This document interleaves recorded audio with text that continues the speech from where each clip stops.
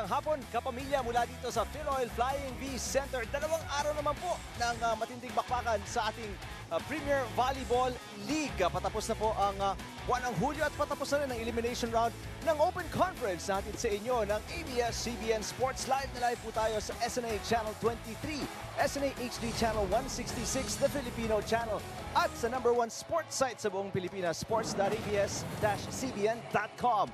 Unang laban, mapapanood ninyo, Power Smashers at Lady Maroons. Parehong nasa ilalim ng standings natin at 1-5. At susunod din mamaya, isa pang team na nasa 1-5 ng standings natin, Lady Falcons kontra sa Lady Jet Spikers. Magandang hapon po ulit, kapamilya. Salamat sa pagtutok sa amin. Ako po si Eric Tipan at pakilala ko una, Mosey Ravena. Hello, Eric. Parang tagal natin din na-quarter. Sobrang tagal nga, oo. At para makumpleto po ang ating panel, ipakilala ko sa inyo si Angelique Manto. Good afternoon, Eric and Mosey, at magandang hapon mga kapamilya. Day 13 na nga po ito ng ating Open Conference. Napakabilis dahil last elimination game na ito para sa dalawang koponan natin na maghaharap ngayon ng Power Smashers at ang Lady Maroons. At kahit na out of contention na yung dalawang koponan natin, for sure, gusto naman nilang tapusin yung conference stint nila on a winning note. And speaking of a win, kung sino man yung manalo dito sa dalawang koponan na ito, meron silang assurance na hindi sila yung nasa last spot or hindi sila mapapasama sa tie doon sa pwesto ngayon. Ayun po, ibinuking na ni Angelique yung sitwasyon. Booking na yung sitwasyon ng ating mga koponan. Tingnan natin yung team standings para malinawan sa inyo at ma-explain ni Mosey kung asan na yung mga paborito niyong koponan. Well, ito na nga, Eric. Pag nakita mo yung ating halos first 3 teams, no? Halos sigurado na yan. Napapasok na ating semifinals. Pero pinagtingin ko dyan, pinaglalabanan pa yung 4th spot. Ito Water Defenders at the Perlas Spikers. Ito naman na maglalaro ngayon, yung Power Smashers at ang Lady Maroons. Siguro nakikita rin ng audience natin na mukhang nakakawala na ng pag-asa. But remember, itong dalawang koponan na to, naniniwala ako at itong dalawang coaches na to, hindi naman magpapatalo ng ganun-ganun na. At saka tama yung sinabi ni Angelique, kung sino man nanalo dito, sigurado hindi ka na nasa ilalim pagkatapos ng elimination round, di ba? Tama kaya yung pride, di ba? Exactly, syempre ayaw mo ikaw yung, kumbaga parang kulelat pagkatapos ng elimination round. Tuloy-tuloy po ang coverage natin ng Open Conference at syempre meron pa rin kami ipinapakilala sa inyong mga players para mas may deeper knowledge kayo sa ating mga PVL stars. Tama ka dyan, Eric at Mosey, dahil lagi nga tayo nagpapakilala ng mga volleyball players. Talaga namang maraming rason para humanga tayo sa kanila. At isa na siguro sa mga dapat nating lalong hangaan, itong si Jesma Ramos ng Lady Maroons. Galing siyang Bacolod, pero ang nakakahanga dito, kahit na 3 lamang yung daliri niya sa right hand, she does not even mind it daw. At nag-e-enjoy pa siya sa posisyon niya bilang isang middle blocker. Saan nga ba ang storya or ano nga ba yung pinanggalingan ng storya nitong si Jess? Mga kapamilya, panoorin po natin ito.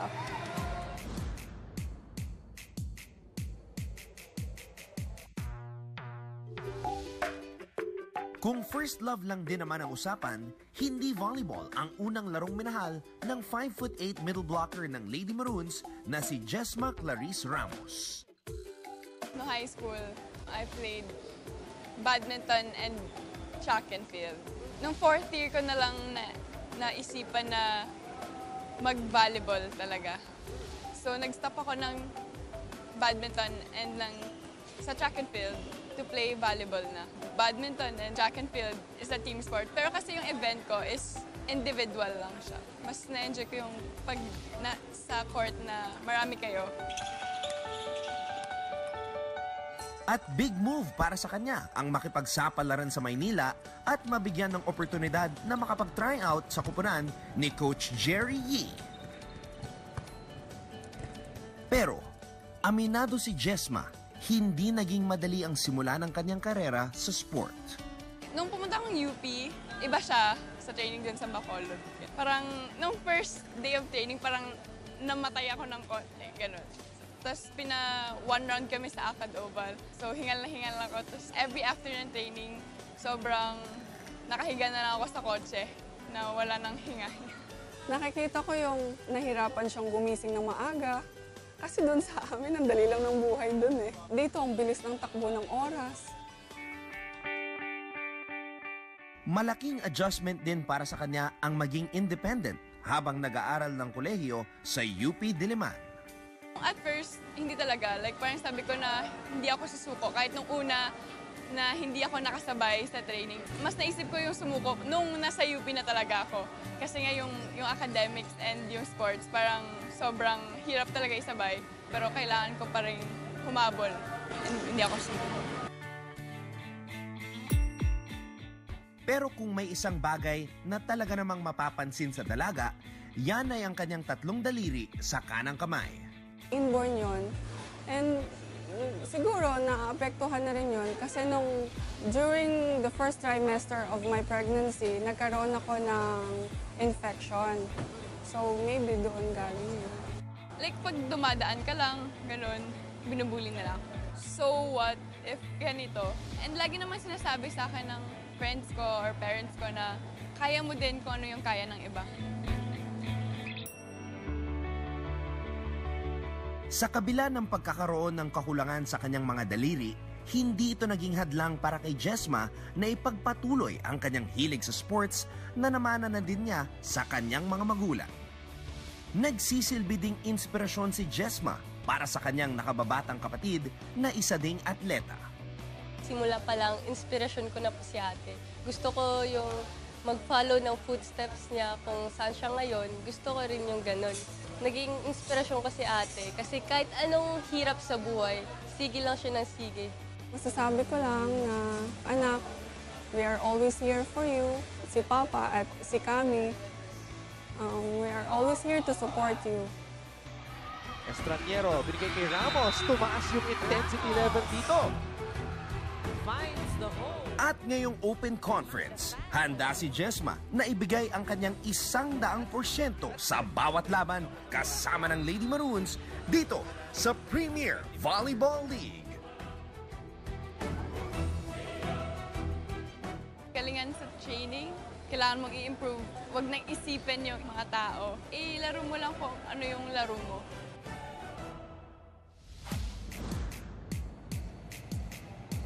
Alam nyo, si Jess yung isa sa mga example ng pag passionate ka about something, walang pwedeng maging hindrance para gawin mo kung ano yung gusto mo talagang gawin. Kahanga-hanga talaga itong si Jess. Sabi niya nga sa akin kanina na kahit kulang daw yung kamay niya, yung iba nga daw kasing size lang daw, yung daliri niya, kasing size lang daw nung kamay niya pa din. Kahit na kinapos lang daw siya ng 2. Mga kapamilya, sino ba yung sinusuportahan nyo sa laro natin ngayon? Ang Lady Maroons ba o ang Power Smashers? Itityo lang po kami sa @ABS-CBN Sports gamit ang ating official hashtag PVL on ABS-CBN. Let's make it trend, mga kapamilya. And of course, for exclusive photos ng inyong mga idolo at mga teams, punta lang po kayo at i-follow ang aming Instagram account sa @ABS-CBN_sports. Keep up to date on all things Premier Volleyball League. Punta lang po kayo sa #1 sports website in the Philippines, sports.abs-cbn.com. At pwede nyo na rin pong i-like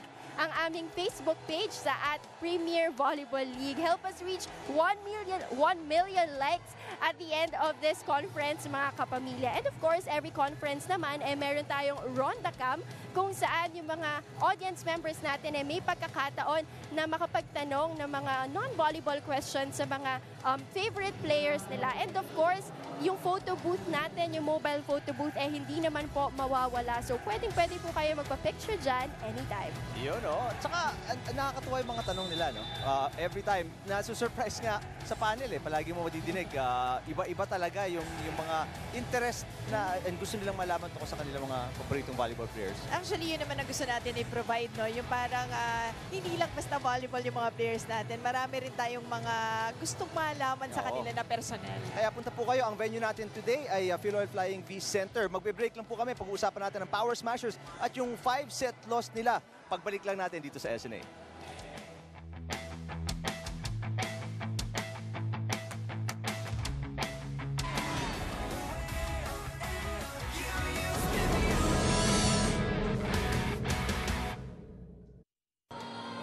Magandang hapon po ulit at mabuti naman umaayos na ang panahon. Magtungo po kayo dito sa Philoil Flying V Center. Samahan nyo kami nasa kanan nyo, yung mga naka-maroon.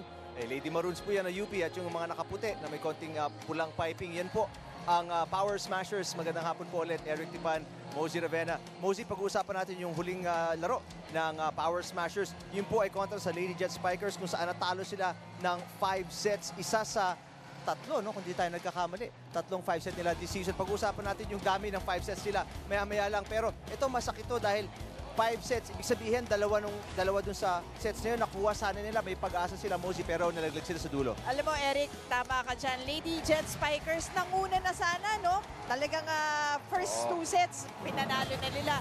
Pero humabol, yun nagkaroon ng pag-asa ang Power Smashers. But in the end, sa 5th and final set na talo nga sila, na talagang very close, 15-13 tayo dyan. Ang maganda lang dito, if you can see the Power Smashers spikes, mas marami, no? Dun sa na-produce nila kaysa sa Lady Jet Spikers. Although kailangan pa nilang mag-improve pagdating sa blocking at sa service. At saka more importantly in this game, I think yung errors nila kailangan mabawasan ng malaking-malaki. And you know, Eric, ang Power Smashers, sabi ko nga si Coach Ness yan eh. Hindi pwede yan, sabi natin kahit 1-5 sila, hindi pwede na matatalo yan. Diba? Hindi magpapatalo na ganun-ganun lang. Saka masakit para sa kanila, Mosey, especially coming from the last game kung saan may momentum ka dahil napanalo nila yung 3rd and 4th, pero nalaglag sila sa 5th set. At dikit nga, 15-13. Yun nga yung, di ba, tinatawag natin parang paasa eh, no? Diba, napanalo mo na, andun na yung momentum, but in the end, it's closing the match. Doon sila nagkaroon ng problema. Pero again, napakalapit no? So, could have been anyone's ball game. So, tingnan natin dito kung babawi na todo-todo. Actually, hindi natin titignan. Palagay ko, babawi talaga. At ang isa pang gusto natin makita dito, kung kahabaan pa ng Power Smashers yung kanilang streak dito sa Open Conference na koponan na may hawak ng pinakamaraming 5-setter so far. Alam mo, partner, nakakatatlo na to. Na so far, sila nga ang may hawak ng record. 3 5-setters na. At ang masakit lang doon, panay talo. Panay talo yung 5 sets na yun. So, kumbaga marathon na, napagod na, pero sa huli, yun na nga, napigo pa. So, tingnan naman natin ngayon kung yung mga yan, dadali nila, no? Yung, kumbaga, pe-personalin nila pagdating dito sa larong to. Well, ang tanong ko sa'yo, Mosey, makaka-apekto ba sa player? Alam natin, mga bata pa to. Yung iba dito, fresh off college. Yung iba, a few years after college lang. So, 20s, early 20s, mid-20s. Makaka-apekto ba sa stamina? May fatigue ba silang dala-dala dito? Dahil nga, mas marami-rami silang set na nilaro kumpara sa mga makakalaban nila. Ako naman, tingin ko dyan, pagdating ng, dahil ang experience nila dun sa mga 5 sets, ang dami. So pagdating sa 5-setter, tingin ko mas lalamang sila. Ang importante lang ay siguro yung maturity nga ng young players nila. So, siguro in time, maybe in today's game or maybe sa ibang game, makikita natin yung maturity na hinahanap natin. May experience na sila coming into a 5-setter. Alamin natin sa kanilang assistant coach na si Al Carpio kung paano nila i-attack itong game na to kontra sa Lady Maroons. Nakausap siya kanina ni Angelique Manto. So, Coach Al, ano po ba yung mga naging main struggles ng Power Smashers, lalo na sa mga 5-setter games nyo po sa nakaraan? Siguro minsan hindi lang nagkakasabay-sabay siguro yung gana ng mga bata. Pero hopefully this game, yung last game namin, manalo naman kami. Para maganda exit. And speaking of last game nyo po, ano po ba yung kailangan gawin ng Power Smashers para ma-end nyo nga po yung conference nyo na nanalo po kayo? Siguro lang, ganyan na lang yung pressure. Basta enjoy the game na lang. Kung anong mangyari, ganun talaga. Basta enjoy na lang siguro. Good luck po, Coach Al. And balik sa inyo, Eric and Mosey. Well, para sa isang koponan na wala ng pag-asa, maganda rin yung message ni Assistant Coach Carpio. No more pressure for the girls. Magsaya na lang kayo. Enjoy the game. And kung anumang result, we'll live with that because it is the end of the road na rin sa Open Conference, Mosey. Alam mo, yan ang pinakamagandang motivation na nanggagaling sa mga coaches na pag sinasabing, sige lang, i-enjoy nyo yung laro. Kasi, totoo naman pag nag-e-enjoy ka, makikita mo walang pressure. Mas gumaganda din yung laro as a team. Okay, pag-usapan naman natin yung UP Lady Fighting Maroons. Another team na galing din po sa isang 5-set loss. So mga galing sa 5-setters to parehong koponan na to, Mosey. Pero ang masakit para sa Lady Fighting Maroons, itong 5-setter na to, nakuha na nila yung dalawa. Yung unang dalawa, pero nalaglag sa dulo. Medyo extended din yung dulo ng laban na to. Titingnan natin. Ito yung highlights ng game na yun. Sabado to last week. Wala si Eliza Valdez kontra sa Cool Smashers. Kaya medyo humaba, hindi natin masabi. Baka nga rin, kahit nandiyan si Eliza, baka humaba din yun. Pero ito po, yung by set na scoring natin. Well, yung Cool Smashers, alam natin na mamayagpag talaga dito sa ating conference. Pero dito sa game na to, tinakot sila ng matindi ng Lady Maroons. Dahil ang Lady Maroons nga nakuha ang first 2 sets. Pero in the end, ang Cool Smashers lang talaga, ang daming arsenal, no? Nung dumating si Gia Morado, nag-iba ang offense ng Cool Smashers, as you can see. And yung Lady Maroons naman, alam mo, mga 2 years back, sinasabi natin, mga koponan ng mga bata to ni Coach Jerry. Pero siguro ngayon, may konting expectation sa kanila, no? For Na sure. syempre, nag-mature na sila dito sa laro, dito sa, pati dito sa PBL, no? Pag-ilan na rin nilang pagsali. So, yun na nga, may ina-expect na sa kanila kahit papano pagdating sa mga games. For sure. And napapag-usapan din ng maraming tao, hindi naman to sikreto na hindi nalingit sa kaalaman ng lahat na ito ginagamit tong ni Coach Jerry, ang ating mga commercial leagues para maghasa for the coming UAAP volleyball season. That's right. Kasi dito sa atin, syempre selection na yan. Ano yung mga nakakalaban nila and sila, they would come in as a solid team. And ako sa akin, malaking bagay yun, Eric. Of course. Talagang napakalaking bagay nun. Yung kumbaga, kahit natatalo sila, pero they're up against really strong teams. At makikita natin yung improvement na yan mula sa dalawang key players ng UP Lady Fighting Maroons, Tots Carlos at si Isa Molde. Paganda ng paganda, inilalaro yung chemistry ng team, getting much better. At yung resulta, tingnan natin ito, yung nilabas na puntos ni Tots Carlos at ni Isa Molde dito, 18 and 14 apiece para sa kanilang koponan. Alam mo, and itong dalawang to kasi, when, right from the get-go, no first year pa lang sila, nakitaan mo na ng potential eh. You knew they were going to be really good players after 2 years, diba? Pero alam mo, ito na nga yun eh. Ito na yung iniintay natin. And ito naman ang resulta. Tama naman, ano? Isa Molde and Tots Carlos really scoring a lot. And ito yung siguro gusto makita ni Coach Jerry. Well, as a former player, Mosey, let me ask you, nasa tamang, kumbaga, progression ba yung laro ni Molde at ni Carlos? They're on pace ba from the rookie year up until today? Well, ako sa akin tama naman. But alam mo, individually, nasa player yan. Kung gusto mo pa more, if you're hungry to become a better player, tingin ko, individual yan eh, na you want it. Pero yung kung sa programa ni Coach Jerry, I think, oo, nandun sila on the right track. Well, let's see yung assessment ni Coach Jerry sa kanyang 2 key players, si Carlos at si Molde. Nakausap siya kanina ni Angelique Manto. Coach Jerry, ano po yung masasabi niyo sa performances nila Tots at saka Isa, knowing na sila po yung top 2, number 2 and number 5 sa scoring po natin respectively? Maganda na nag-step up sila kasi as you know, medyo marami yung seniors namin na graduate last year. Kumbaga, those 2 are yung mga ini-expect natin na mag-lead ng team this year. So now, ito po, ano po yung main takeaway ng Lady Maroons sa buong conference po na ito? Ayan, so we're playing with a new 6 kasi sa 6 namin, 3 yung nawala. 7, 3 yung nawala, yung libero and then 2 players. So, of course, ang daming changes, ang daming mga first-time patterns. So far, okay naman yung mga rallies namin. So again, good luck po, Coach Jerry, for this game. Balik sa inyo, Eric and Mosey. Pag nawala, Libero Villagaiser, Tiamzon, Bersola, yun ang sinasabi ni Coach Jerry. At natutuwa siya, nag-step up yung mga players na inaasahan niya nga magsabi, yung mga leaders, Mosey. Tama ka dyan. And alam mo naman na mula nung umpisa pa lang talagang yan ang gustong gawin ni Coach Jerry. You know, coming in, kasama niya yung mga bagets na yan, diba? And so far, so good for them. But again, ako naniniwala ako mas gagaling pa sila, Eric. Well, sino ba ang inyong papanigan? Ang Power Smashers ba o itong Lady Fighting Maroon? Samahan nyo kami sa Twitter po at ABS-CBN Sports at gamitin ang hashtag na PVL on ABS-CBN. Meron din po tayong Instagram account at ABS-CBN_sports at meron na tayong Facebook account at Premier Volleyball League. Puntahan po ninyo, paki-like. Sabi nga ni Angelique kanina, maabutin natin yan ng 1 million likes bago matapos. Malapit na. Oh, malapit na. Ilan na ba? Natandad na mo ba? Basta malapit na. 800, Kaya kailangan 900. namin tulong nyo. Oh, please. May @sign po, huwag nyo kalimutan. @sign Premier Volleyball League. At meron din po tayong website, sports site, kung gusto nyo puntahan, sports.abs-cbn.com/livestream/PVL. Ang nagpapatugtog po sa atin, DJ Louie. Samahan niyo po kami, punta kayo dito. Kung hindi kayo makakapanood sa SNA, dito po tayo sa Philoil Flying V Center sa San Juan. First set po sa pagitan ng Power Smashers at Lady Maroon. Susunod na dito lang sa SNA.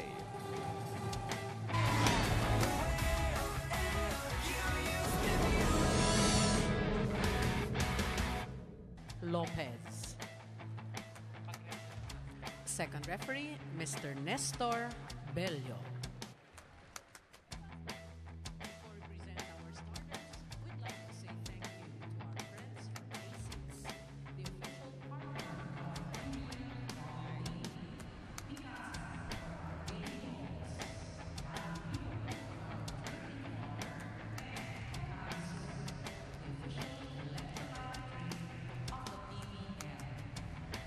And now, let us welcome our Power Smashers. Let's start off with their team captain at number 18, Jovelyn Prado. At number 1, Ann Esguera. Wearing jersey number 4, Regine Arocha. Last conference's best opposite spiker, number 5, Dimdim Pacres. Number 8, Vera May Guillema. And number 12, Catherine Villegas. Libero, number 9, Eunice Galang. Head coach, Mr. Ernesto Nes Familar. Calling on our Lady Maroons of the University of the Philippines. Team captain is number 18, Diana May Carlos. At number 3, Maristel Layo. Wearing jersey number 10, Maria Lina Isabel Molde. At number 14, Isha Lane Gayaban. Number 16 is Rose Mary Kailing. And number 17, Maria Ariel Estraniero. Libero. Number 19, Vina Vera Alinas. Head coach, Mr. Jerry Yee. This is match number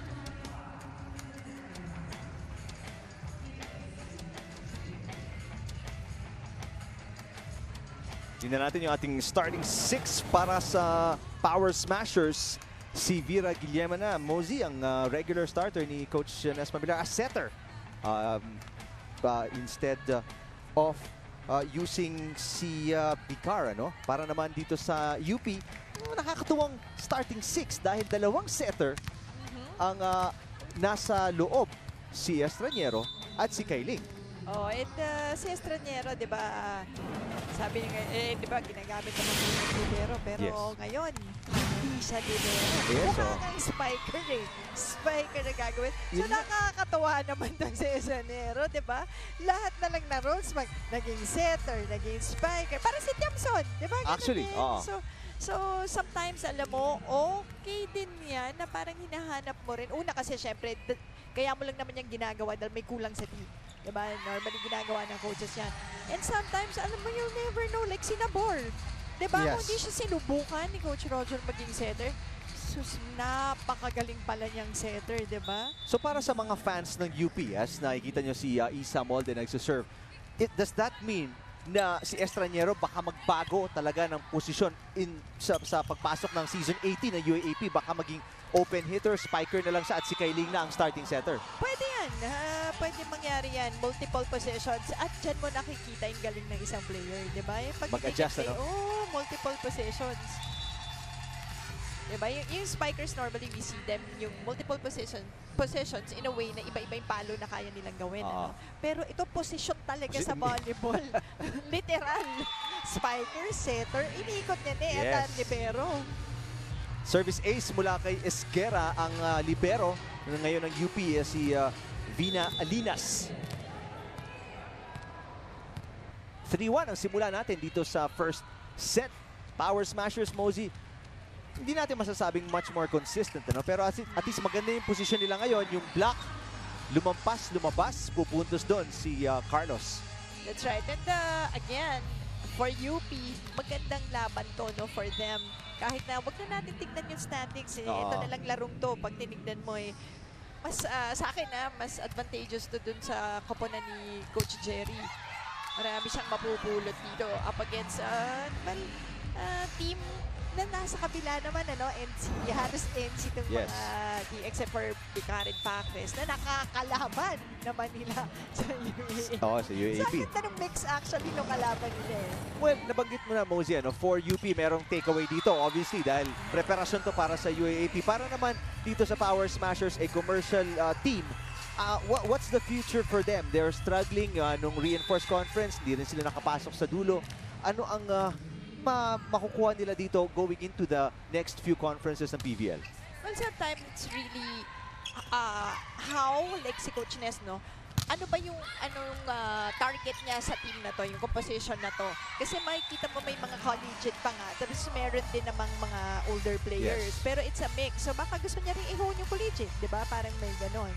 So hindi natin masabi, hindi katulad ng Creamline na nung Cool Smashers natin, sila nakita nila yung kulang nila last conference. Tas pinunuan. Tapos, di ba, pinunuan. Ito iba kasi hindi natin alam kung ano ba ang target, diba, ni Much Coach more, Ness. kumbaga, iba yung mix ng diba? players ng Power Smashers. Oo. Puntahan natin itong report ni Angelique Manto. Eric and Mosey, coming from a family of athletes pala, itong si Denise Tan ng Power Smashers, rooting from her lola na volleyball player up to her 4 sisters na volleyball players at swimmer din. Volleyball talaga ang lineage ng family nitong si Den. But knowing that this could probably be her last volleyball stint dito sa Pilipinas, sabi naman niya sa akin, ipagpapatuloy daw niya yon sa Australia kapag nagkaroon ng pagkakataon at kapag natuloy daw siya doon for her business or culinary course. And since volleyball naman na ang topic ng report ko, interesting ang match natin today dahil may connection pala itong si Den sa head coach ng Lady Maroons na si Coach Jerry Yee. Brother-in-law pala nito si Coach Jerry at never pa daw yan nakalaban ng koponan na hinahandle nito in any competitive game. So it's exciting to see kung ano nga ba ang mangyayari for today sa laban sa gitna nilang dalawa. Eric and Mosey? Ngayon na yun. Salamat, Angel. Ito, pagkakataon na makapaglaro ni Alexandra Denise Tan kontra kay Coach Jerry or koponan ni Coach Jerry na sabi niya nga hindi niya pa nakakalaban. So malamang yan ang kwentuhan bukas kung may Sunday gathering sila. Yan ang topic bukas. So, but that's also nice to know. Yan ang nga ba yung sinasabi natin, di ba? Yung mga ganyan, kahit tayo bago sa atin yan. Behind the scenes. Thank you, Angelique. 6-all, error ni Arocha sa pagpalo. Kaya dikit tayo dito sa set number 1. Arocha susubok ulit. Carlos, isang kamay. Kinuha ang bola. Estraniero nag-set. Punta kay Molde. Molde, yes! Lalabang ang UP 7-6. And Isa Molde, very textbook yung palo and nakita. Ayan, ganda ng pwesto eh. Well, may advantage ba, Mosey, na dalawa yung setter ngayon ni Coach Jerry? Kasi nakita natin doon, imbis na si Kailing mag-set, siguro na ando doon na si Estraniero. Sabi niya, ako na lang. Ako kasi sa akin ang perfect siguro composition ng isang team, yung 6-2 na tinatawag, which means dalawa yung setter mo at parehong nakakapalo. Okay. Oo. So, ibig sabihin, wala kang butas, laging 3 spiker mo. Kasi yung isang... Kasi sa atin, laging 5-1 eh. Madalas isang setter, 5 palo. Pero, yung, kumbaga, yung ako sa akin, perfect ko, ayun, ng pinaka-perfect na, na scenario. Kasi may kakapol. Kasi wala kang bakante. May isang kahit kumalayo yung setter sa kabila, ando doon yung isa sa kabila. Imagine mo, pati back row mo, diba? Nice. Pag nilay-nilayan po ninyo, yung sinabi ni Mosey, tayo po yung nasa first technical timeout dito, lamang ang Lady Maroons 8-7 kontra sa Power Smashers. Babalik po tayo sa Philoil Flying V Center. Habang maayos po ang panahon, punta kayo dito. Nasa San Juan lang po tayo. Ayan po ang ating mga fans na nakarating na at enjoy na enjoy. Sa first set pa lang ng unang laban ngayon, 2 laban po tayo ang napapanood nila. Power Smashers at ang Lady Maroons ng Universidad ng Pilipinas na lamang na ngayon ng 1 puntos, 8-7. At yun nga, binabanggit ni Mosey yung advantage ng pagkakaroon ng 2 setters sa loob. At yun po ang ngayon ginagamit ni Coach Jerry. Ayel Estraniero nasa loob kasama si Kailing, Rose Kailing ng UP. So, may parang alam mo ngayon din, Eric, di ba, napapansin mo ba na yung mga liberos din natin, yung mga dating setters, di ba? May mga ganyan. Because nga, ganun ka-importante na may pangalawa ka, auxiliary setter ka na. Dahil, kita mo si Giselle Tan. Diba? That's true, dating setter. Oo. Oo, di ba? Ang jump set pa nga ng Pero jump set ang problema lang din sa second setter mo, kung libero siya, hindi siya makakapalo sa harap, sa attack line. O, Hindi. Iba naman yung 6'2". Yung ano yun, parang kumbaga idea. Sobrang idea yun. Pero yung ngayon, no, sa ngayong setting, you will notice na pagaling na ng pagaling mag-set yung mga libero natin. That's right. If hindi sila galing sa setting. Madalas pa nga galing setters talaga sila. Kaya kung may mga team kayo naglalaro-laro kayo ng volleyball, subukan niyo yan. No? Sabi ni Mosey, 2 setter. Tingnan natin. Ngayon, so far, maganda para sa UP. Alamang sila ng 2 dito. And nakikita nga natin, madalas si Kailing, pero there have been times, plays na nagsiset. Si Estranero pupuntos doon. Si Arocha for Power Smashers. Kasi kung hindi naman papalo si Estranero at malapit sa kanya yung bola, wag mo na pagurin, di ba? Hindi na maghabol Kailing. At mas maganda pa. Kasi syempre pag naghabol ka, yung bola bumababa na. Right. So paubos na paubos yung options mo as a setter. Instead of kung malapit lang yung setter mo, mas marami siyang magagawa kasi makakapili pa siya ng strategy ng play dahil nasa ilalim na siya ng bola. That's right. Medyo mababa para kay Esguerra. Mga kadan Eric, may kalakihan dito si Esguerra. Actually, oo. Yung quick hit na yan, very important kasi yung height ng ball. True. Esguerra parang 5'9", 5'10" siguro Mosey, no? Mga ganon. Prado coming off a 22-point game. Ang laki-laki nung ginawa ni Prado. One of 3 players na naka-double digits para sa Power Smashers nung 5-set loss kontra sa Philippine Air Force. Estranero. 9-10. Yan po si Ayel Estranero. Nakita natin siya, kapapalo lang niya, pero wide on that one. Still trying. Because nagsimula tong season na to, Mosey, setter talaga si Estranero. She was starting setter, backup setter si Kailing. So she's trying to settle into that role na attacker na siya. May service ace doon si Guillema. Alam mo, hindi madaling gawin yan. Alam nyo, lalo na yung mga nakikinig sa atin. Yung nga lang, libero ka, ang hirap na posisyon yan eh. Setter ka, di lalo pang humihirap, diba? Yung spiker, syempre mahirap din yan, pero marami kasi kayo eh. Pero yung nag-iisa lang sa loob eh, diba? And then, nag-iisa ka lang, but you're responsible for 100% of the plays inside the court. Power Smashers, lamang ng isa. Pagkatapos maka-block ni Esguerra, 11-10 the first set. Parehong koponan galing sa 5-set loss. Mas masakit for me, for your UP, ano? 2 sets ka na, 2 sets up ka na versus the Cool Smashers. Tinatlo ka sunod-sunod no, sa dulo. Kumbaga, binigyan mo ng oportunidad, hindi mo na nakuha uli yung momentum mo, hindi mo na balik sa'yo. Pacres, cross court. Kailing, punta kay Molde. Yes! Medyo napatagal-tagal, tumalbog-talbog pa yung bola. Pero hindi dinaiangat na itawid ng Power Smashers. Tingnan nyo, tumabit pa kay Pacres eh. That's right, and it's si Kailing, inilagang pa yung net. It was really, yung second ball was really close to the net. Ganda nung habol doon for UP, yung floor defense ni Altomea. Prado, block by Ganaban. Block na naman, Carlos naman dito sa kabila. Kailing, Ganaban, yes! There you go. UP getting another point on this last play. Tsaka ang ganda nung transition nila, Mosey, no? From 2 blocks, gandang depensa, 2 plays, to offense. That's right. And yun na yung maniliksi yung mga bata dito ni Coach Jerry in this match so far. Block na naman sila doon kay Pacres. Underhand set para kay Carlos. Labas ang block ng Power Smashers. Puntos na naman para sa Lady Maroons. Balik ang 2 puntos sa kalamangan. Itong si Dots Carlos, isa sa mga players na pag narinig mo pumalo, na may sound na naging buo yung sound. Parang tennis racket eh. Saka tennis ball. Ganun. May block na naman. UP gumaganda depensa. Mosey, another block. Lumusot kay Ganaban ng kaunti pero buhay pa rin ang rally. On the line, Carlos again. And credit half that point to Ganaban dun sa reaction niya after the block. Wala actually sa Moporta after nung block na yun eh.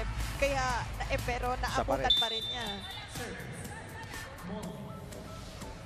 14-11, 3-point lead. Pinakamalaki to para sa UP. Yung service ni Molde outside. Bababa ang kanilang kalabangan. ganda na sana nun eh. Kaya lang, little bit wide.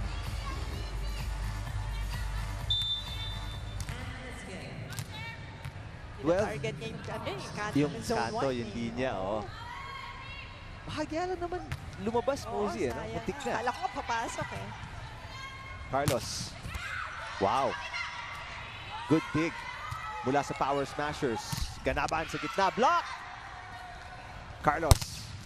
Ang galing ng blocking ng Power Smashers. Very committed sila. Kaya lang yun nga, na ibabalik pa rin, paggagawa pa rin ng paraan ng UP to attack, to go for an offense. Kaya dun lang, hindi nagsasawa ang UP talaga sa kaka-atake. And nakikita mo, very versatile to si Kailing, talagang binibigyan niya si Ganaban sa gitna, binibigyan niya si Molde at si Carlos. Tapos, nag-1-2 play pa kanina, Mosey, kaya talagang litong-lito ang depensa ng Power Smashers. Carlos down the line. 4-point lead para sa Lady Maroons right now. Pinakamalaki kontra sa Power Smashers. 16-12, set number 1. Good Vibes Freeze Moment hatid sa inyo ng Creamline. Magpa-Good Vibes, mag-Creamline Creamy Ice Cream. Weekend naman po, mag-ice cream tayo dyan. Palamig kahit medyo umulan-ulan sa... Cheat day lang? Oo. DJ Louie, nagpapatugtog sa atin dito sa Philoil Flying D Center kung saan ang UP may hawak na ng pinakamalaking kalamangan nila, 16-12 kontra sa Power Smashers. At Tots Carlos, coming off an 18-point performance si Mosey. Ngayon, sila ni Molde combining 8 na agad. Molde, 14 points in the last game. Yan naman ang gusto ni Coach Jerry makita, yung makasanayan nila, yung mga numerong yan, di ba? Yung makagawian nila. Because I really think capable sila of having those numbers and even more sa pananaw ko. Good save, pero hindi in play yung one-hander ni Guillem. Palayo na palayo ang UP dito. 17-12, 5-point lead. Hey, welcome back, Direk Alneri, by the way. Glad to have you back, Direk. Kasama natin yan sa broadcast right now. Pacres na ilusot sa block ng UP. Carlos down the line, yes! Ito yung sinasabi ko, di ba, kahit nabablock ng UP, kahit, o kaya sila naman nag-block, nakakagawa ng paraan sa opensa. Kaya, ito, yung last play na yun, down the line, ang ganda ng pinuntahan ng bola ni Tots Carlos. Does Carlos really on fire, playing her A game dito. Another block, Layub, Carlos combining lahat. They're doing everything right, Mosey, dito sa first set. That's why may 7-point lead sila so far, Eric, against Power Smashers, Tatawag ng timeout si Coach Nes Pamilar. Pakinggan natin. Puro mataas na bola lang tayo Bakit ba natin minamadali? Pag bumalik ang bola sa atin, minamadali nyo ang taas ng bola. Tandaan mo na, first ball pa lang naman Parang gulat na gulat ka lagi, Mira. Pag-atake natin, i-coverage. Isipin nyo, atake, kung coverage tayo. Pag bumalik ang bola, itataas natin dahan-dahan. Minamadali nyo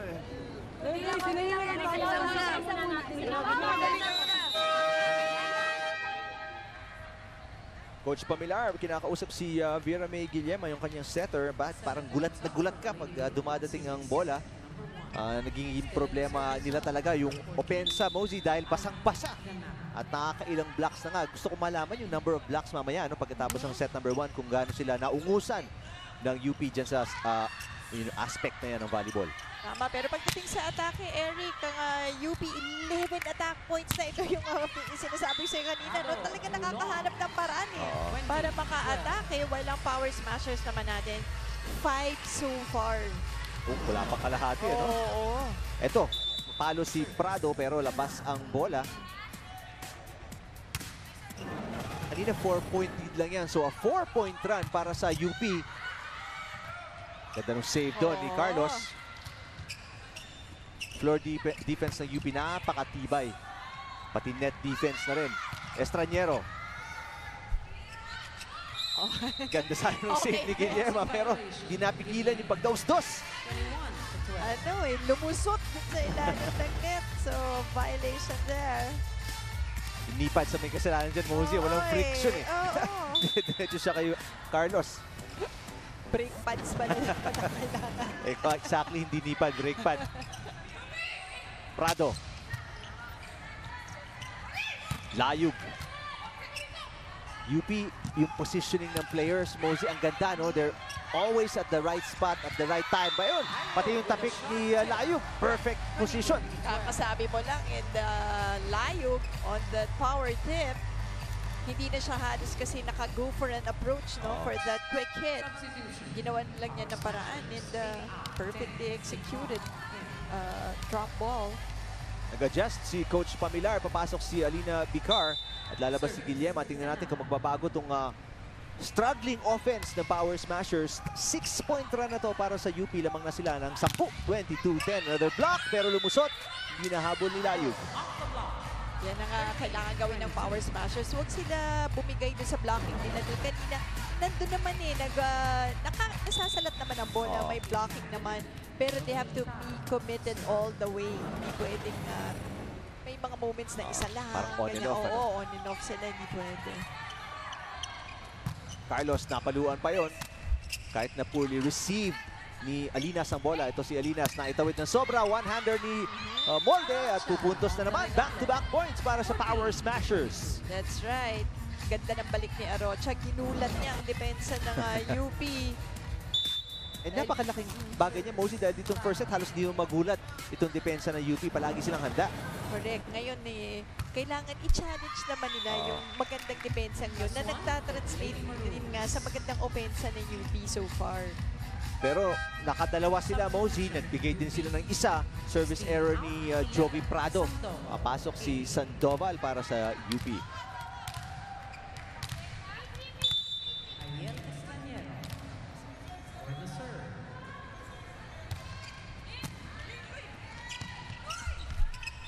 Oh, in another violation. Si Villegas naman this time. Kat Villegas with an error. So yung 2 points na pinutos kanina ng Power Smashers na ubus na. Medyo malapit kasi sa net yun. So she's just trying to save it. 10-point lead ng Panandalian. Down to 9. Service error ni Estraniero. Si Dim Pacres out of UST.